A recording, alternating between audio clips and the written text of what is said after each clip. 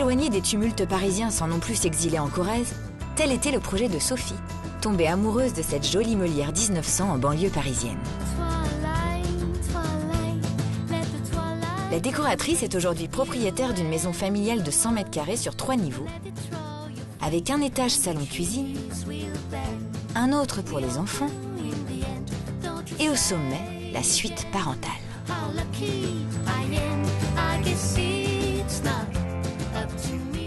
Ce qui peut caractériser notre maison, comme beaucoup d'appartements où à chaque fois on habitait, c'est les gens ils disaient « Ah, on est chez Sophie ». C'est-à-dire qu'il y a peut-être une petite patte, je sais pas, mais on sait chez qui, enfin nos amis savent, voilà, c'est chez nous.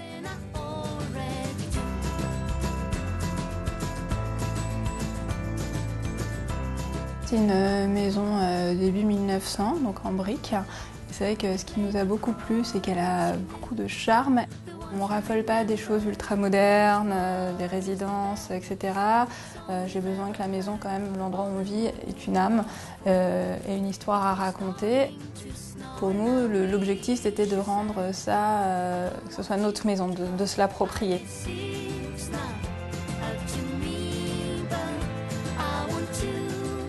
La décoration, l'ameublement, etc. a daté des années 70 et c'était assez froid au niveau du sol, des matériaux, etc. Donc c'était vraiment de rendre cette maison chaleureuse, agréable à vivre.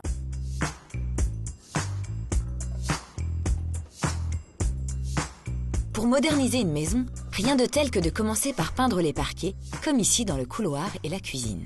Alors là, on se trouve dans l'entrée de la maison. En face de moi, vous avez l'escalier qui dessert les étages. Donc on est dans une situation assez classique des maisons de cette époque. Donc sur la droite, on a le salon qui était aussi salle à manger quand nous sommes arrivés. Et sur la gauche, on avait l'espace cuisine, donc qui était, quand nous sommes arrivés, donc complètement fermé. Nous, c'était un choix d'ouvrir au maximum. On voulait une circulation beaucoup plus aisée, beaucoup plus fluide. Un peu partout dans la maison, quand on a rajouté des matériaux, on a choisi des choses de qualité, comme ce plan de travail donc, qui sont en pierre. Alors là, on est dans le salon. On a une ambiance qui est assez confortable, qui est assez chaleureuse. Au niveau du mobilier, on a quelques meubles de famille. Et puis après, on a pas mal d'éléments finalement qu'on a fait au fur et à mesure du temps, mais sur mesure, par un ferronnier avec lequel on travaille. Notamment, on a ces étagères. Alors ça, c'est des crémaillères, c'est un peu le même système que dans la cuisine, où on veut avoir des choses ouvertes, faciles à attraper. Je me dis que quand les choses sont fermées dans un placard, a priori, on ne les utilise pas. Donc on n'utilise que ce qu'on voit. Donc on a fait réaliser ces crémaillères donc, par le ferronnier. Donc on lui a dit ce qu'on souhaitait au niveau des dimensions, etc. Et après on a juste posé, tout simplement, c'est des planches de chantier.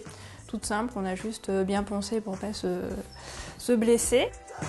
Effectivement, des planches, des crémaillères, et on fabrique une bibliothèque en un tour de main. Pour donner une atmosphère qui lui ressemble à sa maison, Sophie a beaucoup misé sur la lumière. Pour moi, c'est très important d'avoir des jolies lumières, des lumières qui soient poétiques, qui soient douces, qui fassent une lumière assez tranquille. Voilà, là, on a quelque chose de tout simple, qui est assez rigolo. On a une belle ampoule à filament qui fait toute la lumière toute douce. Ça, c'est une guirlande qui est très rigolote.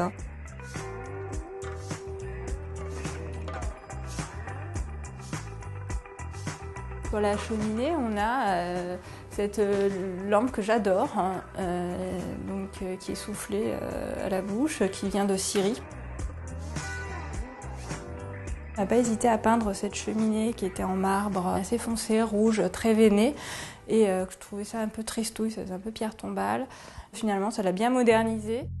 Tout comme les radiateurs qui eux aussi ont pris des couleurs.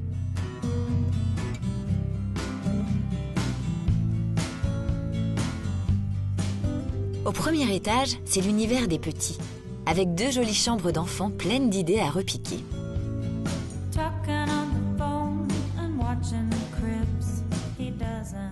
Alors là, on est dans la chambre d'Adrien, donc il y a notre fils de 4 ans. On a fait des murs très clairs, blancs, parce que c'est vrai que les jouets participent énormément au décor chez les enfants.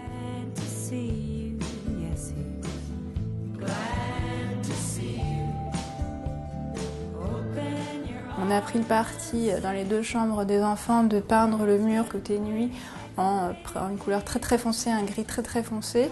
Je trouve ça assez apaisant le soir quand on va se coucher. En plus, ça change du rose pour les filles et bleu pour les garçons. Le tipi, c'est un endroit un peu refuge. Tous les enfants aiment bien jouer un peu dans une cabane. Ils recréent leur petit univers ici. Dans quelques instants, nous allons vous donner quelques bonnes adresses avant de partir en quête de votre tipi. Il est temps de passer au 3e et dernier étage, dans la suite parentale, avec une vue panoramique sur le jardin. Nous voici dans notre espace. La chambre donne directement dans une salle de bain. Comme ça, pas de bagarre le matin pour se brosser les dents. Avant, on n'avait pas du tout de fenêtre ici. On avait ce qu'on appelle un petit chien assis, mais qui était assez haut, donc pas très accessible. Le mur, il s'arrêtait à peu près ici. On avait envie d'avoir une fenêtre type atelier, donc on a fait appel à un ferronnier. On a gardé des murs très clairs. On voulait une chambre qui soit reposante.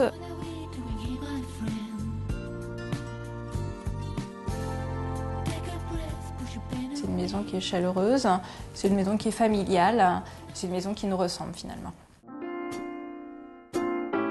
Vous avez vu, Sophie a bien remis sa meulière au goût du jour avec beaucoup d'idées.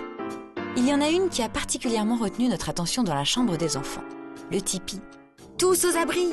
La rubrique shopping est donc consacrée cette fois-ci aux tentes pour enfants. On commence par une tente idéale pour les petites filles, rêvant d'une escapade et d'un coucher de soleil en pleine nature. Bref, pour celles qui font leur crise d'ado avant l'heure. On a trouvé la tente parfaite pour les petites romantiques. Par sa petite fenêtre, elles pourront observer les oiseaux et les couchers de soleil. Trop mignon. Pour les vrais aventuriers en herbe qui se prennent pour Little Big Man ou Plume Argentée, on investit dans ce joli tipi en bois tout droit sorti d'une réserve Navarro.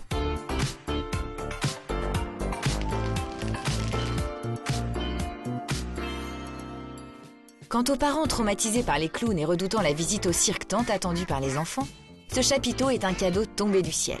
À hauteur d'enfant, ce sera à coup sûr le plus grand chapiteau du monde. Faites entrer les fauves, les dresseurs sont prêts.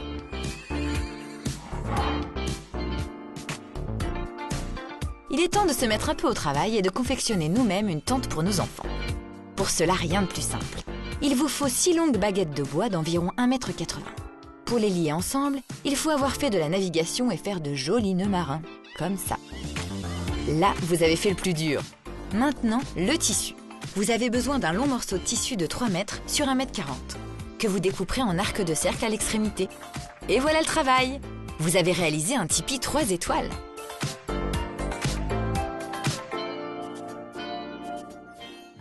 Voilà, l'émission est terminée. Vous avez de quoi dresser une liste de shopping aussi longue que la liste au Père Noël de vos 5 ans. Et si vous n'avez pas encore trouvé votre bonheur ou la solution à un problème existentiel en matière de décoration, rendez-vous très vite pour des visites très inspirantes.